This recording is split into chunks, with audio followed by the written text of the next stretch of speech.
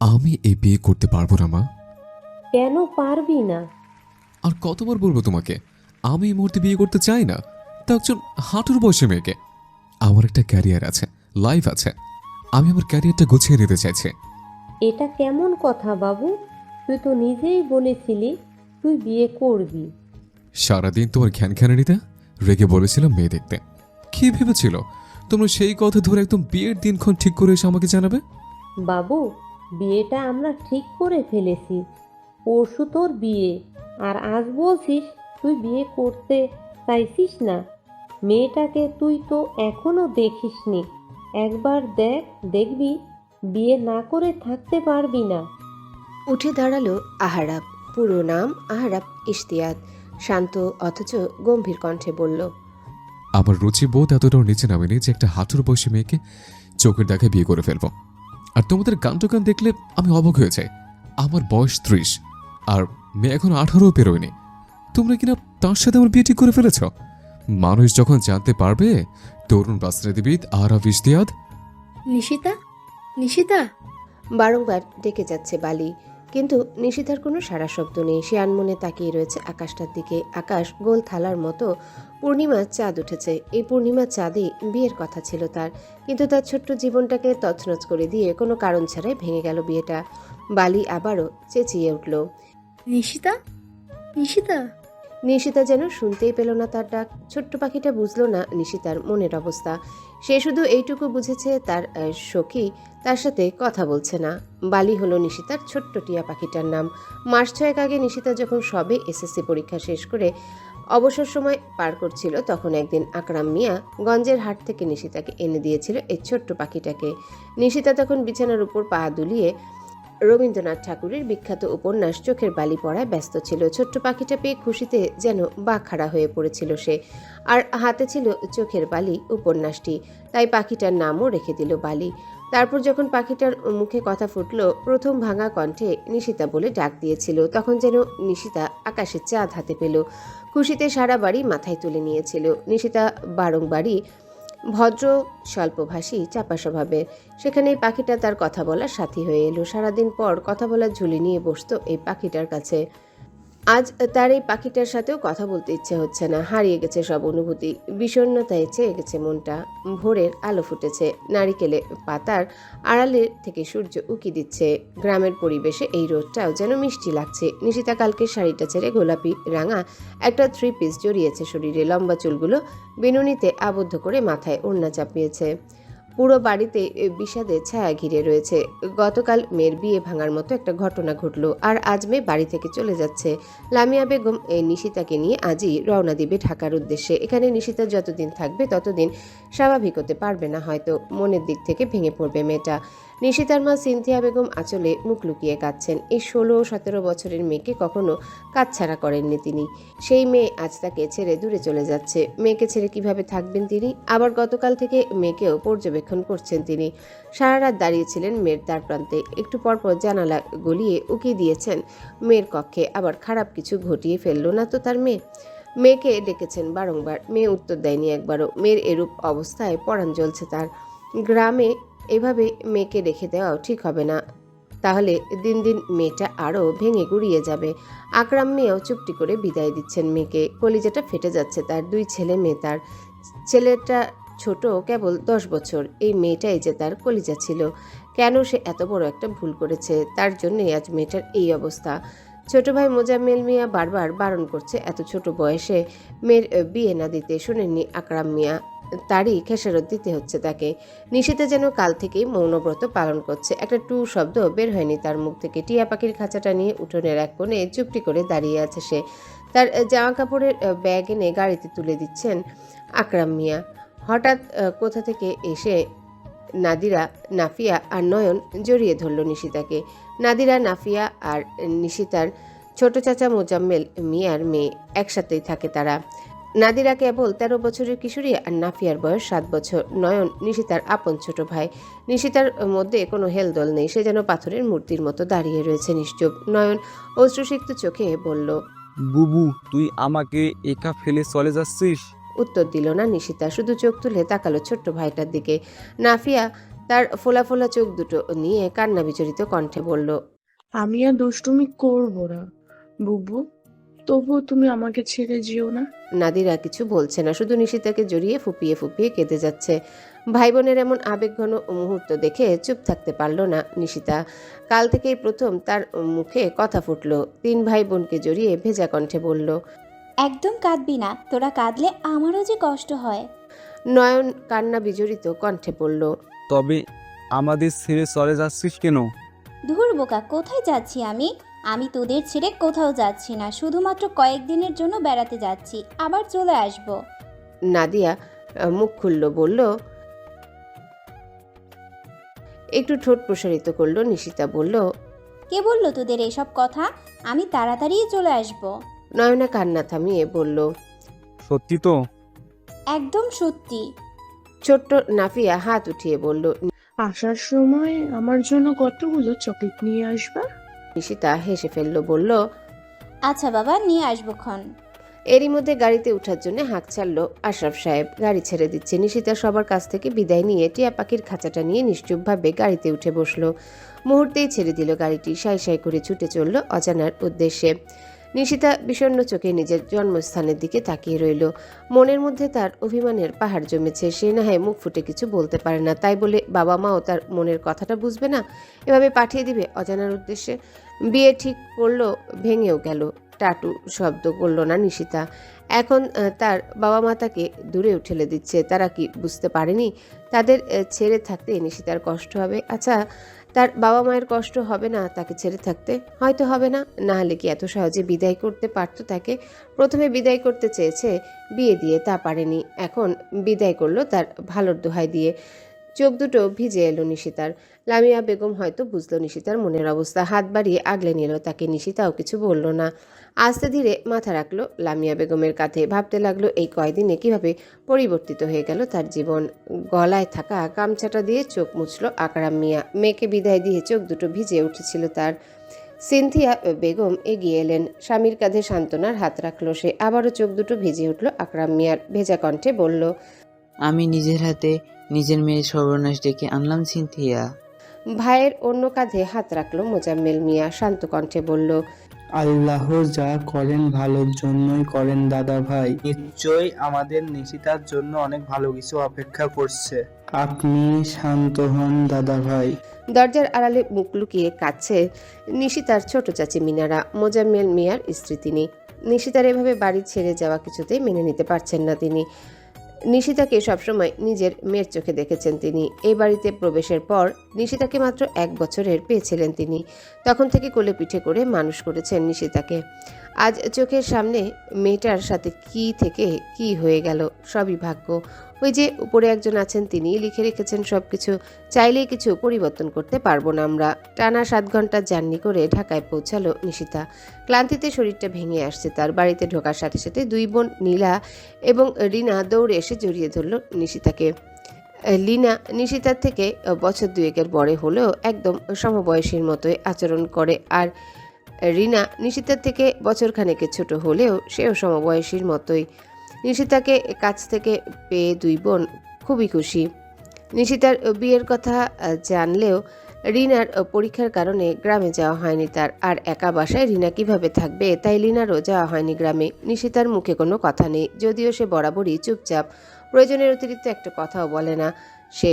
আর লিনা কখনোই এই মেয়ের এমন বড়দের মতো গম্ভীর স্বভাব মেনে নিতে পারে না কিছুতেই। দেখা হলে কথা বলতে বলতে কান ঝালাপালা করে দেয় সে। তবে এই নিশিতা কখনো বিরক্তি প্রকাশ করে না তাতে। নীরব শ্রোতার মতো শুনতে থাকে হাজারো উদ্ভট কথা। নিশিতা একজন ভালো বক্তা না হলেও একজন ভালো শ্রোতা বটে। এই দিক থেকে আবার এই মেয়েটাকে বেশ পছন্দনীয় লিনার। নিশিতা আসার সাথে সাথে 2 বোন গল্প জুড়ে দিয়েছে তার সাথে। লামিয়া বেগম তেতে উঠলেন। লিনা এবং রিনাকে ঝাড়ি দিয়ে বললেন, সমস্যা কি তোদের? গল্পটা কি পরে করা যাবে না? মেয়েটা এতটা পথ জার্নি করে এসেছে, যাও রুম দেখিয়ে দে। দাঁত দিয়ে জিহবা কাটলো লিনা। বলল, ইস, একদম ভুলে গেছি। চল তোকে তোর রুম দেখিয়ে আসি। তোর রুম ধুয়ে মুছে একদম চকচকা করে রেখেছি। নিশিতা গুটি গুটি পায়ে হাঁটা ধরল রুমের দিকে। হাঁটতে হাঁটতে চোখ ঘুরিয়ে দেখছে বাড়িটা বেশ বড় বাড়ি, তবে তাদের গ্রামের বাড়ির মতো নয়। এই বাড়ির দেয়ালে দেয়ালে যেন শহুরে আধুনিকতার ছোঁয়া। রুমে প্রবেশ করলো নিশিতা। লীনা তাকে রুমে দিয়েই তার বিশ্রামের জন্য চলে গেল। নিশিতা ঘুরে ঘুরে রুমটা দেখল। রুমের এক কোণে ঝুলিয়ে দিল পাখির খাঁচাটা। মিষ্টি কণ্ঠে বলল, আজ থেকে এই তোর বাসস্থান বালি। পাখিটা কি বুঝলো কে জানে, তবে বুঝদারের মতো মাথা নাড়ালো সে। নিশিতা এগিয়ে গেল জানালার দিকে। নরম কোমল হাতে সরিয়ে দিল জানালার ঝুলানো পর্দাটা। সাথে সাথেই জানালা গলিয়ে ঝলমলে রোদ এসে হানা দিল রুমের ভেতরে। ড্রেসিং টেবিলের সামনে দাঁড়িয়ে সময় নিয়ে লম্বা চুলগুলো খুলে দিল ধীরে সুস্থে।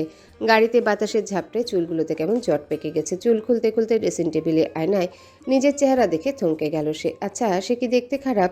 খুঁটিয়ে খুঁটিয়ে দেখলো নিজেকে। না, একদম খারাপ তো না। তবে কেন বিয়ে ভেঙে দিল ছেলেপক্ষ? তার দাদি যখন বেঁচে ছিল তখন সে প্রায়ই তার ফোকলা দাঁতে পান চিবোতে চিবোতে বলতো, বুঝলি রে নিশি, আমি যদি পোলা হইতাম তাইলে এই বুড়া বয়সেও তোর প্রেমে পইয়া যাইতাম। কথাটা শুনে খিলখিল করে হেসে উঠত নিশিতা। নিশিতার দাদি সবসময় বলতো নিশিতা নাকি সুন্দরী, শুধু সুন্দরী নয়, একেবারে আগুন সুন্দরী। টানা টানা চোখ, পদ্ম ফুলের পাপড়ির মতো গোলাপি রাঙা, তীরতীরে ঠোঁট যুগল, সরু নাক, মুখটা একেবারে লম্বা, টানেরও না আবার একেবারে গোলও নয়, একদম মানানসই। আর গায়ের রং, সে বরাবরই সকলের হিংসার কারণ। স্কুলের মেয়েরা প্রায় তাকে জিজ্ঞাসা করতো, তুই কি মেখে এত ফর্সা রে নিশিতা? উচ্চতা বেশ ঠিকঠাক 5 ফিট 3। একজন বাঙালি মেয়ের এর চেয়ে আর লম্বা হওয়ার প্রয়োজন আছে কি? দীর্ঘশ্বাস ফেলল নিশিতা। আচ্ছা, লাভ হলো কি এই আগুন সুন্দরী হয়ে? এত সৌন্দর্যের পরও তো বিয়ে ভাঙার কালিমা লেপন হলো তার চরিত্রে। কোনো অন্যায় না করেও মানুষ তার চরিত্র নিয়ে প্রশ্ন তুলল। যার ছবি মনে আঁকলো সেই তো তাকে পছন্দ করলো না, একবার ফিরেও তাকালো না তার দিকে। ভেঙে গুড়িয়ে দিল তার ছোট্ট মনটা। সত্যি কি কোনো লাভ আছে এত সুন্দরী হয়ে? না, কোনো লাভ নেই, কোনো লাভ নেই। তার ছেলের হাসি হাসল নিশিতা। সময় পরিবর্তনশীল, দিন যায় মাস যায়, সময়ের সাথে সাথে পরিবর্তন ঘটে মানুষের সম্পর্কের, অনুভূতির। স্মৃতির খাতায় চাপা পড়ে যায় অতীত। সময়ের সাথে সাথে পরিবর্তন ঘটেছে নিশিতারও। শহুরে আলো বাতাসে তার সৌন্দর্য বেড়েছে আরও। ইন্টার প্রথম বর্ষ থেকে পা দিয়েছে দ্বিতীয় বর্ষে। পড়াশোনায় বেশ মনোযোগী সে। অতীতকে চাপা দিয়ে আপন গতিতে এগিয়ে যাচ্ছে সামনের দিকে। কিন্তু চাইলেই কি সব অতীত চাপা দেওয়া যায়? এত সহজে ভুলে যাওয়া যায় অতীত? স্মৃতির পাতায় কোথাও একটা থেকে যায় অতীতের কালো ছোঁয়া।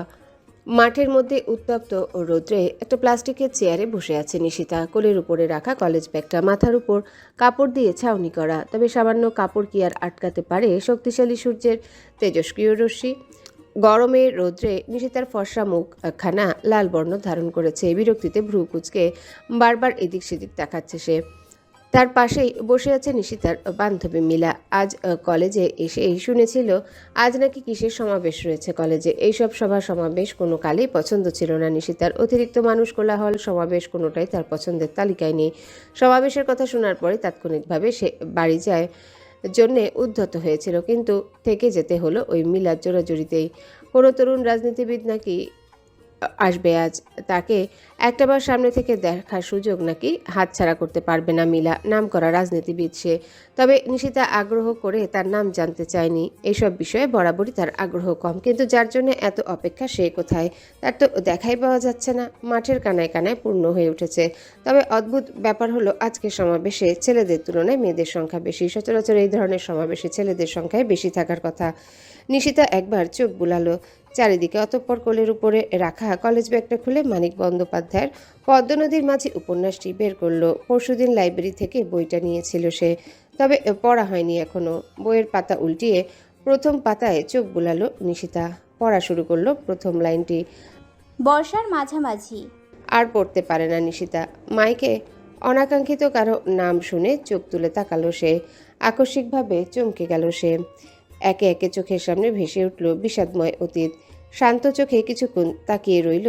স্টেজে দাঁড়ালো সুপুরুষটির দিকে। এই তো সেই পুরুষ যাকে মনের কোণে ঠাঁই দিয়েছিল সে। এই সুদর্শন ব্যক্তির একবার ছবি দেখেছিল সে, সরাসরি দেখা হয়নি কখনো। সাদা পাঞ্জাবি পরিহিত পুরুষটি হাত নাড়িয়ে নাড়িয়ে স্টেজে বক্তৃতা দিচ্ছে। তীব্র গরমে একটু পরপর চোখ মুখ কুচকে নিচ্ছে সে। শ্যামবর্ণ কপাল বেয়ে জেগে উঠেছে বিন্দু বিন্দু ঘাম। সাদা পাঞ্জাবিটা আটসাট বেঁধে রয়েছে তার বলিষ্ঠ দেহে, জিম করা পেশিবহুল দেহ তার। নিশিতা আর তাকিয়ে থাকতে পারল না সেই সুপুরুষটির দিকে। হাতে থাকা উপন্যাসের বইটি আবারও স্থান দিল ব্যাগের ভিতরে। ব্যাগটি কাঁধে নিয়ে দাঁড়ালো সে। এবার আর মিলার জন্যে অপেক্ষা করলো না নিশিতা, দ্রুত পায়ে সমাবেশের স্থান ত্যাগ করলো সে। না দেখে না চিনে যে পুরুষটির ছবি এঁকেছিল নিজের মনে, আজ যেন তাকে হৃদয়ে তীব্র দহনের সৃষ্টি হচ্ছে। এতদিন পর আবারও সেই পুরনো ক্ষতগুলো তাজা হতে শুরু করেছে। মনের ভিতরে গড়া অভিমানের পাহাড় যেন বেরিয়ে আসতে চাইছে বাইরে। সে ওই ব্যক্তির সামনে বসে থাকতে পারবে না, আর এক মুহূর্ত থাকতে পারবে না। সেই শক্তি তার নেই। সমাবেশে এত সংখ্যক মানুষের মধ্যে কেউ একজন যে তার অভিমানের পাহাড় নিয়ে উঠে গেল, আজও তা জানা হলো না আহারাবের। অতীত বর্তমান সব কিছুই রইল তার জানার বাইরে। সে কখনো জানতেও পারল না তার ভুলের জন্যে একটা ছোট্ট মেয়ের জীবন এলোমেলো করে দিয়েছে তার চোখের আড়ালে, যে তার ভুলের কারণে একটা মেয়ে রাত দিন চোখের পানি ফেলেছে, তার জন্যে নিজের চিত্তে অভিমানের পাহাড় জমিয়েছে। তার জানা হলো না কিছুই, সে বুঝলো না কিছুই। চারিদিকে আধার ঘনিয়ে এসেছে। সমাবেশ শেষ হতে হতে সন্ধ্যা নেমেছে। পুরো শহর আলোকিত হয়ে উঠেছে সোডিয়ামের কৃত্রিম আলোয়। নিজের দলবল নিয়ে মসজিদ থেকে নামাজ শেষে মাত্রই বেরিয়েছে আহারাব। তাদের সাথে কথা বলতে বলতে গাড়ির দিকে এগিয়েছিল সে। হঠাৎ করে প্রবল ঝংকার তুলে বেজে উঠল তার মুঠোফোনটি। আহারাব ডান পকেট হাতড়ে বের করলো মুঠোফোনটি। ফোনের স্ক্রিনে ভেসে উঠল মা নামটি। আহারাব ইশারায় আশেপাশের সবাইকে চুপ করতে বলল। মুহূর্তেই চুপ হয়ে গেল সবাই। আস্তে ধীরে রিসিভ করলো কলটি। কানের কাছে নিয়ে আস্তে ধীরে বলল, আসসালামু আলাইকুম মা। ওয়ালাইকুম আসসালাম। মামার বাসায় গিয়েছিস? না, এখনো যায়নি। একটু আগে সমাবেশ শেষ করে নামাজ ছেড়ে বেরিয়েছে কেবল। আচ্ছা, মামার সাথে দেখা করে আসিস। না গেলে হয় না মা? উত্তরাতে গিয়েছিস আর তাদের সাথে দেখা করে আসিসনি? বড় ভাইয়া জানতে পারলে খুবই কষ্ট পাবে। তাদের সাথে দেখা করে বাড়ি ফিরবি। আচ্ছা, রাখছি মা। ঘন কালো অন্ধকারে ছেয়ে গেছে চারিদিক। আকাশে মেঘ জমেছে, গুরু গুরু ডাকছে। বৃষ্টি হবে বুঝি। আকাশটাও বুঝি আজ বিষণ্ণতায় ছেয়ে গেছে। নিশিতা কলেজ থেকে এসে যে সেই দাঁড় দিয়েছে আর খোলেনি। দুপুরের খাবারটাও খায়নি। লামিয়া বেগম ঘুরে ঘুরে অনেকবারই ডেকে এসেছে নিশিতাকে, তবে বরাবরই ভেতর থেকে একটা উত্তরই এসেছে, খাবো না, খিদে নেই। ড্রয়িং রুমের সোফায় চিন্তিত মুখে বসে আছে লামিয়া বেগম। আশরাফ সাহেব পাশেই দাঁড়িয়ে রয়েছে লিনা আর রিনা। তারাও বেশ চিন্তিত। হঠাৎ মেয়েটার কি হলো? সকালেও তো ঠিকই ছিল সবটা। হাসি মুখে কলেজে গেল আর বিষণ্ণ মুখে কলেজ থেকে ফিরল। কলেজে কি কিছু হয়েছে? মেয়েটাকে জিজ্ঞাসা করলেও কিছু জানা যাবে বলে মনে হয় না। মেয়েটা যে বড্ড চাপা স্বভাবের। কষ্টে গুড়িয়ে গেলেও নিজের কষ্টের কথা কাউকে বলবে না। হঠাৎই ঝংকার তুলে বেজে উঠল কলিং বেলটা। লিনা ভ্রু কুচকে শুধালো, এত রাতে আবার কে এলো? লামিয়া বেগম খিটখিটে কণ্ঠে বলল, সে তো দরজা খুললেই দেখতে পাবি। যা গিয়ে দরজা খুলে দে। লিনা বিরস ভঙ্গিতে হাই তুলতে তুলতে দরজাটা খুলে দিল। সামনের ব্যক্তিকে দেখে চমকে গেল সে। অবাক হলো ভীষণ। পিছন থেকে লামিয়া বেগম হাঁক ছাড়ল। ওভাবে খাম্বার মতো দাঁড়িয়ে আছিস কেন? কে এসেছে?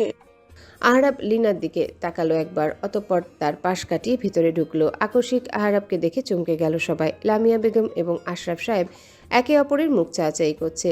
সেই যে বিয়ে ভেঙেছে তারপর থেকে আহারাব আর তাদের বাসায় আসেনি। আজ হঠাৎ কি মনে করে? তবে কি নিশিতার মন খারাপের কারণেই আহারাব সূক্ষ্ম দৃষ্টিতে পর্যবেক্ষণ করলো সবাইকে। সে বেশ ভালো বুঝতে পেরেছে তাকে দেখে চমকে গিয়েছে সবাই। চমকানোর কথায় এতদিন পর হুট করে কাউকে কিছু না জানি এভাবে আসলে তো চমকানো স্বাভাবিক। আহারাব লিনাকে চোখের ইশারায় ডাকলো। হাতে থাকা মিষ্টি চানাচুর বিস্কিটের প্যাকেটগুলো ধরিয়ে দিল তাকে। লামিয়া বেগমের দিকে তাকিয়ে মিষ্টি হাসলো, বলল, ওভাবে তাকিয়ে আছো কেন মামি? মনে হচ্ছে যেন ভূত দেখেছ। মেকি হাসলো। লামিয়া বেগম বলল, আরে না না বাবা, হঠাৎ এতদিন পর দেখে একটু চমকে গিয়েছিলাম। তোমাদের চমকে দিতে তো এসেছি আমি। আচ্ছা বস এখন, আমি তোর জন্য শরবত আনি। হ্যাঁ হ্যাঁ, তাই করো। গলাটা শুকিয়ে গেছে ভীষণ। রিনা বিড়বিড় করে বলল। গলা শুকিয়ে গেছে তো পানি খান, শরবতে কি প্রয়োজন? রিনা একটা চিমটি কাটলো রিনার হাতে। রিনা আ শব্দ করে তাকালো লিনার দিকে। লিনা ফিসফিসিয়ে বলল, চুপ থাক, ভাইয়া শুনতে পেলে তোর গর্দান যাবে। রিনা চিবিয়ে চিবিয়ে বলল, এতদিন পর এই লোকটাকে আমাদের বাড়িতে আসতে কে বলেছে? একবার নিশিতা আপুর জীবনে আগুন জ্বালিয়ে শান্তি হয়নি, আবার এসেছে। লিনা হাত জোর করে বলল, চুপ যা রিনা, একটা কথাও যদি ভাইয়ার কানে যায় তবে আর আমাদের আস্ত রাখবে না। তাদের কথার মধ্যে হঠাৎ গম্ভীর পুরুষালী কণ্ঠে কেঁপে উঠল তারা দুজনে। আহরাব তার গম্ভীর কণ্ঠে শুধালো। কি গুজগুজ ফিসফিস করছিস তোরা? মেকি হাসলো লিনা, বলল, কু- কু- কু- কই কিছু না তো।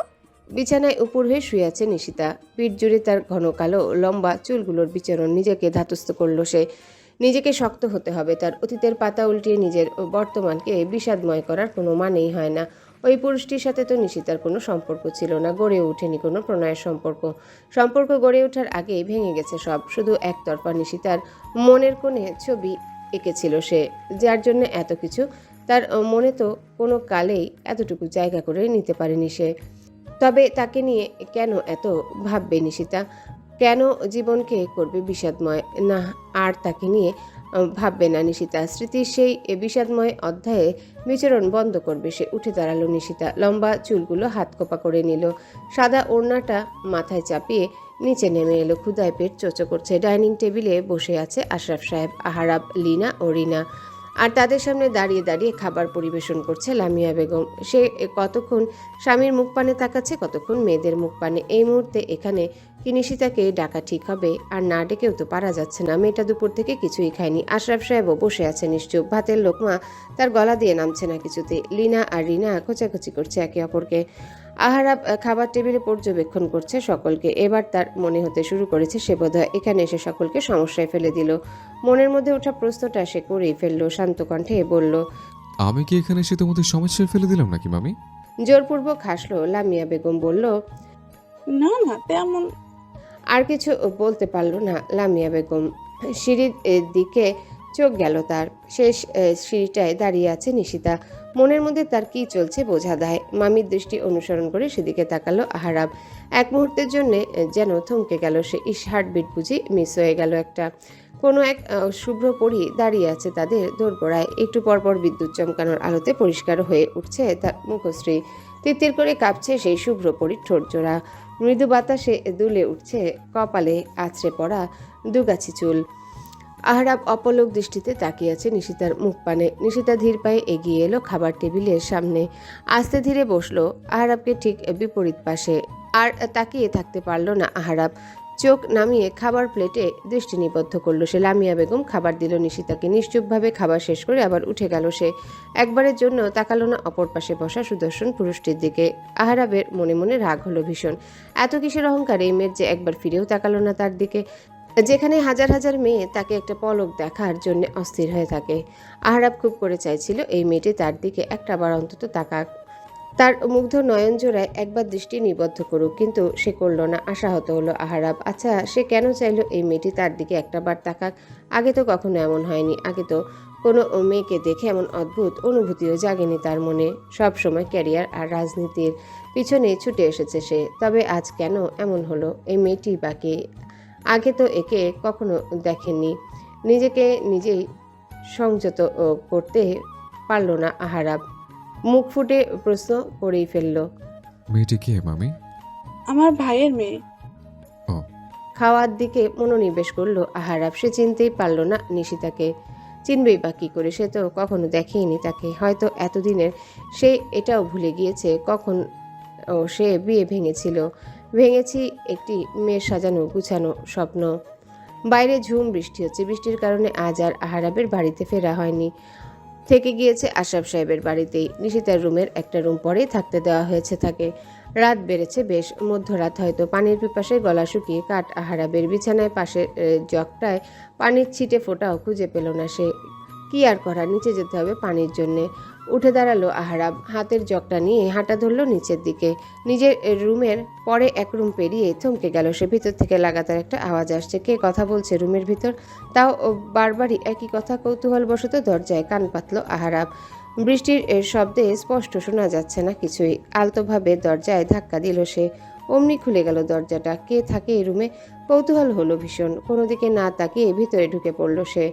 অন্ধকার রুমের ডিম লাইটের মৃদু আলো যেন একটু আলোকিত করতে পেরেছে রুমটা। ডিম লাইটের আবছা আলোয় হেঁটে চলেছে আহারাব। চোখ ঘুরিয়ে তাকালো রুমের চারিদিকে, কই রুমে তো কেউ নেই, তাহলে কথা বললো কে? চারিদিকে চোখ বুলাতে বুলাতে এক কোণে চোখে পড়লো একটা টিয়া পাখির খাঁচা। আহারাব এগিয়ে গেল খাঁচাটার দিকে। তবে কি এই টিয়া পাখিটাই কথা বলছিল নাকি? টিয়া পাখি কি সত্যিই কথা বলতে পারে? কৌতূহলবশত আহারাব প্রশ্ন করলো। এই টিয়া, তুই কি কথা বলতে পারিস? কিচকিচ করে উঠল টিয়া পাখিটা, কিচকিচে কণ্ঠে বলল, আমি টিয়া নই, আমি বালি। বালি আমি। অবাক হলো আহারাব, টিয়া পাখিটা সত্যি কথা বলতে পারে। আর কি বলল সে? সে টিয়া নয়, বালি। হেসে ফেলল আহারাব, বলল, কোন নদীর বালি? পদ্মা নাকি মেঘনার? টিয়াটি হয়তো বুঝলো না আহারাবের কথার মানে। সে সামান্য এক টিয়া, আর ছোট্ট মাথায় কি এত বুদ্ধি আছে যে কারো সকল প্রশ্নের উত্তর দিবে? সে শুধু পারবে তার মালিকের শেখানো বলিগুলো আওড়াতে। ওই কথাটুকু তাকে নিশিতাই শিখিয়েছিল। হাসি থামালো আহারাব, বলল, বলতো টিয়া, তোর নাম এই বালি রেখেছে কে? টিয়ার কাছ থেকে জবাব এলো না কোনো। তবে এক নারীর কাটকাট কণ্ঠস্বরে চমকে উঠল আহারাব।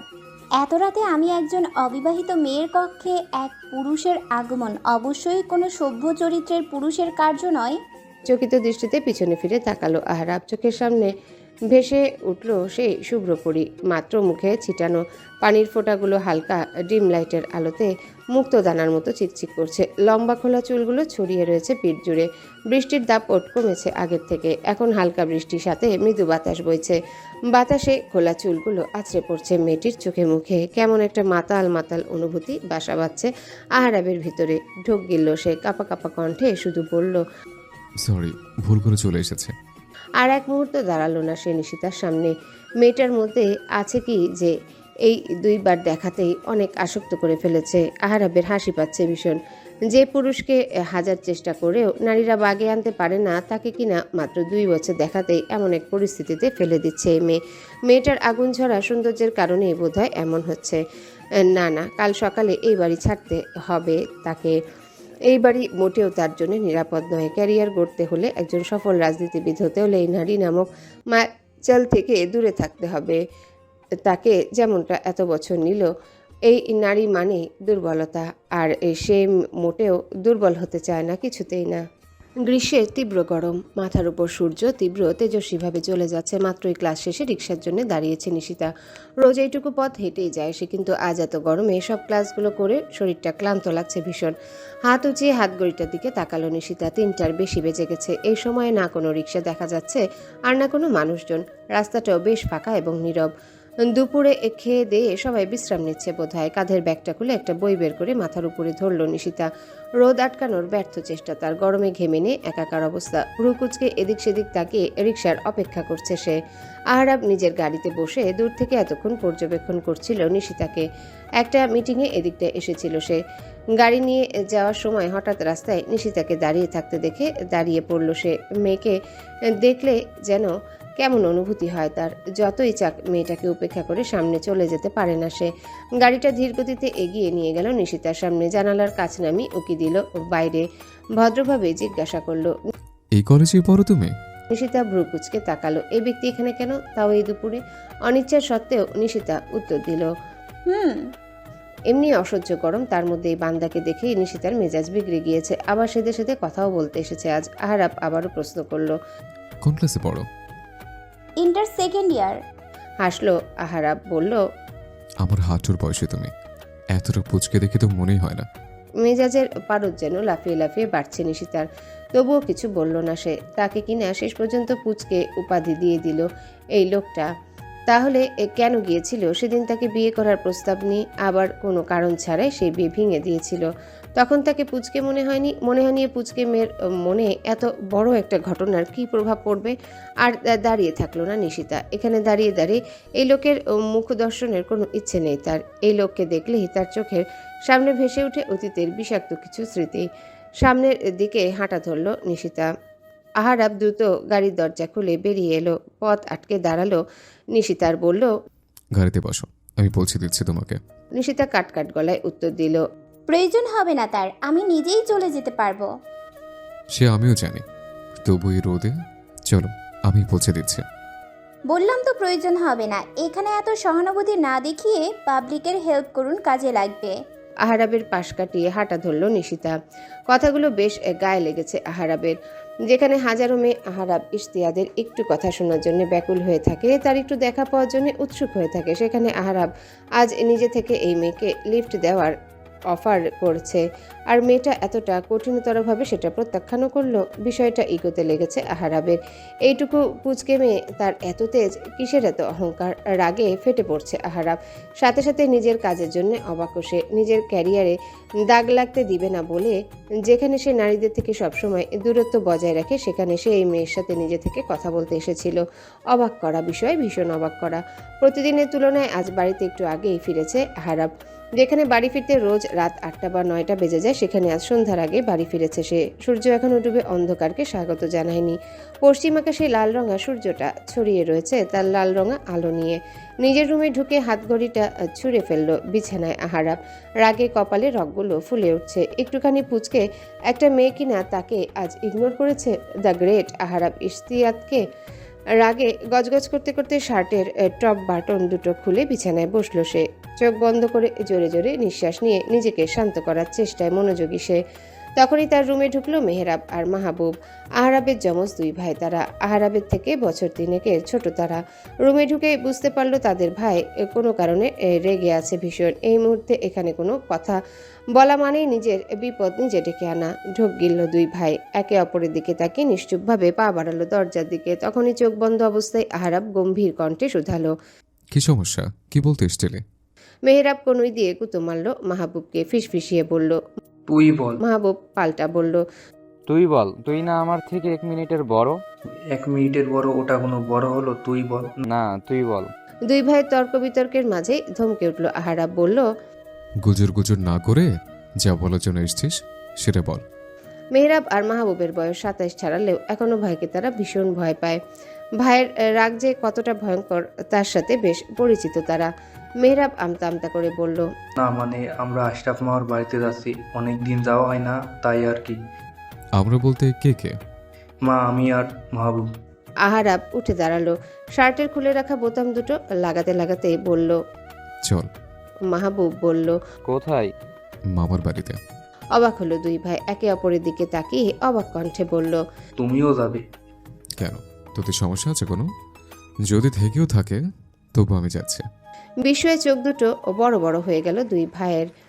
যে ভাইকে সারাদিন পায়ে ধরেও কোথাও নেওয়া যায় না, সারাদিন পার্টি অফিস, দল আর রাজনীতি নিয়ে দৌড়াদৌড়ি করে, সে আজ নিজে থেকেই মামার বাড়িতে যাবে।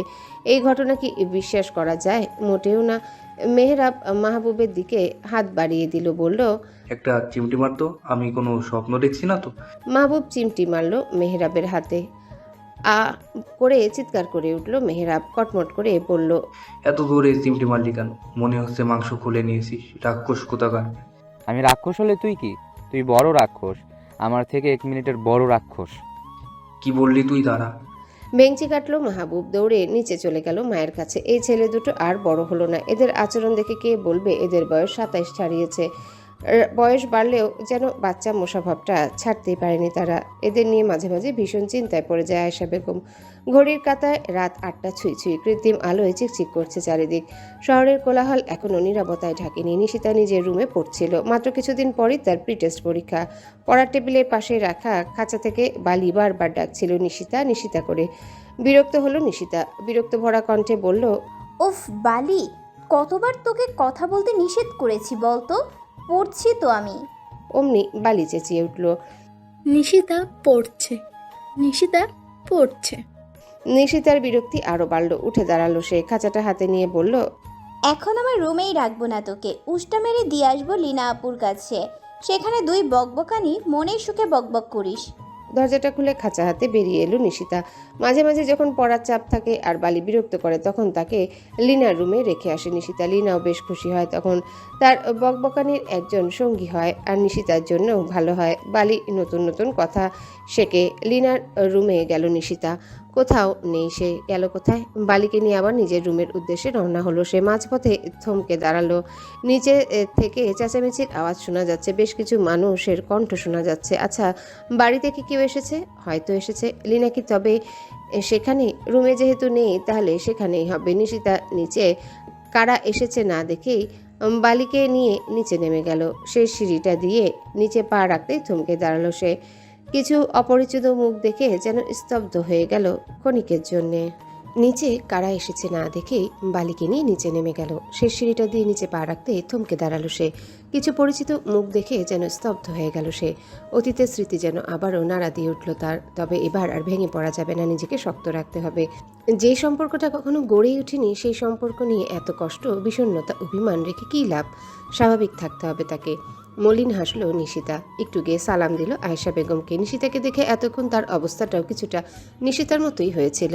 এক মুহূর্তের জন্য থমকে গিয়েছিল সে। প্রায় 1 বছর আগে নিজের ছেলের জন্য সে অন্যায় করেছিল এই ছোট্ট মেয়েটার সাথে। তবে এটা ঠিক যে প্রথম দেখায় নিশিতা মন কেড়েছিল তার। নিশিতার চালচলন, আচার আচরণ, ভদ্রতা সবকিছুই মুগ্ধ করেছিল তাকে। নিশিতার সালামে ঘোর কাটল আয়েশা বেগমের। সালামের উত্তর দিয়ে সে বলল, ওয়ালাইকুম আসসালাম, কেমন আছো মা? জি আন্টি, ভালো। নিশিতা এগিয়ে গেল মেহরাব আর মাহবুবের দিকে। বছরখানেক আগে আয়েশা বেগমের সাথে তারাও গিয়েছিল নিশিতাদের বাড়িতে। সে একবার দুইবার দেখাতেই নিশিতা মনে রেখেছে তাদের, চিনতেও বেগ পেতে হয়নি আজ। নিশিতা শান্ত কণ্ঠে তাদের জিজ্ঞাসা করলো, কেমন আছেন আপনারা? নিশিতাকে দেখে এতক্ষণ তারাও ঘোরের মধ্যে চলে গিয়েছিল। নিশিতার প্রশ্নে ঘোর কাটলো তাদের। দুই ভাই একসাথে উত্তর দিল, ভালো আছি, তুমি কেমন আছো? জি আলহামদুলিল্লাহ ভালো আছি। কখন এলেন? এই তো একটু আগেই। আচ্ছা। আর কিছু বলল না নিশিতা। পাখির খাঁচাটা হাতে দিল লিনার। বলল, আপু বালিকে একটু তোমার কাছে রাখবে প্লিজ? আরে প্লিজ, বলতে হবে না, রাখবো আমি। এগিয়ে এলো মাহবুব। পাখির খাঁচায় 2টা টোকা দিয়ে জিজ্ঞাসা করলো, পাখিটা তোমার? নিশিতা মাথা নাড়ালো, যার মানে হ্যাঁ এটা তার। খাঁচাটার দিকে একটু ঝুঁকলো মেহরাব। জিজ্ঞাসা করলো, এই পাখির কি নাম তোর? বালি। বালি? বালি আমার নাম। হেসে ফেললো মেহরাব আর মাহবুব। মাথা উঠিয়ে মেহরাব বলল, বাহ, পাখিটা দেখছি ভীষণ সুন্দর কথা বলে। নিশিতা নরম কণ্ঠে বলল, আচ্ছা আমি যাই, আমার পড়তে হবে, সামনেই পরীক্ষা। কথাটা বলে 1 সেকেন্ডও দাঁড়ালো না নিশিতা। কাউকে আর কিছু বলার সুযোগও দিল না। লম্বা লম্বা পা ফেলে চলে গেল রুমের দিকে। আহরাব এতক্ষণ ভ্রু কুচকে তাকিয়েছিল নিশিতার দিকে। সে অবাক হয়েছে এটা দেখে যে তার মা ভাই এই মেয়ের সাথে পূর্ব পরিচিত। তাছাড়া এই মেয়ে এখানে এসে সবার সাথে কথা বলল, তবে তার সাথে একটা কথাও বলল না, পাত্তাই দিল না তাকে। সবার সাথে কি সুন্দর কথা বলল, আর ওর সামনে আসলে শুরু হয়ে যায় মেয়ের চ্যাটাং চ্যাটাং কথা। এই মেয়ের কিসের এত শত্রুতা তার সাথে? কেন সবসময় এত অনীহা তার প্রতি? আহরাবের রাগ যেন তরতর করে বাড়ছে। রাত 1টা, বাড়ির সবাই ঘুমিয়ে গেছে। শহুরে কোলাহল কমে গেছে। সারাদিনের বিরক্তিকর গাড়ির হর্ন, মানুষের চেঁচামেচি আর শোনা যাচ্ছে না। শুধু শোনা যাচ্ছে রাতের নিশাচর কীটপতঙ্গের ডাক। আবার মাঝে মাঝে 2-1টা কুকুর ঘেউ ঘেউ করে ডেকে উঠছে। নিশিতা এখনো বসে রয়েছে পড়ার টেবিলে। পড়াশোনার কিছুই তার মাথায় ঢুকছে না। মাথায় তার এখন হাজারো চিন্তা। সে না চাইতে অতীত এসে বারবার কড়া নাড়ছে তার স্মৃতির পাতায়। নিজের ভেতরে চাপা আর্তনাদগুলো যেন বেরিয়ে পড়তে চাইছে আজ। এতদিন যা তার অপ্রকাশিতই ছিল। একবার অবশ্য নিচে গিয়েছিল সে না চাইতে অতীত এসে বারবার কড়া নাড়ছে তার স্মৃতির পাতায়। নিজের ভিতরে চাপা আর্তনাদগুলো যেন বেরিয়ে পড়তে চাইছে আজ। এতদিন যা তার অপ্রকাশিতই ছিল। একবার অবশ্য নিচে গিয়েছিল সে, চুপচাপ খেয়ে আবারও চলে এসেছে। কারোর সাথে কোনো কথা হয়নি তার। দীর্ঘশ্বাস ফেলল নিশিতা। বইয়ের পাতাগুলো আবার উল্টানো শুরু করলো। তখন থেকে এই একই কাজই করছে সে। পড়ছে না কিছুই, শুধুই বইয়ের পাতাগুলো আনমনে উল্টাচ্ছে। হঠাৎ দরজার কড়া নাড়ল কেউ। হয়তো লিনা এসেছে বালিকে নিয়ে। বালির কথা একদম ভুলেই বসেছিল সে। সেই কখন বালিকে রেখে এসেছে লিনার কাছে। খুব জ্বালিয়েছে বোধহয় তাকে। আসলে মস্তিষ্ক জুড়ে এত বিষণ্ণতা থাকলে কি আর বাহিরের পৃথিবীর কোনো কথা মনে থাকে? চেয়ার ছেড়ে উঠে দাঁড়ালো নিশিতা। বিছানায় ফেলে রাখা অবহেলিত ওড়নাটা গায়ে জড়ালো সুন্দরভাবে। অতঃপর ধীর পায়ে দরজার দিকে গেল। দরজার ছিটকিনিটা খুলে দরজাটা টানতেই চমকে উঠল সে।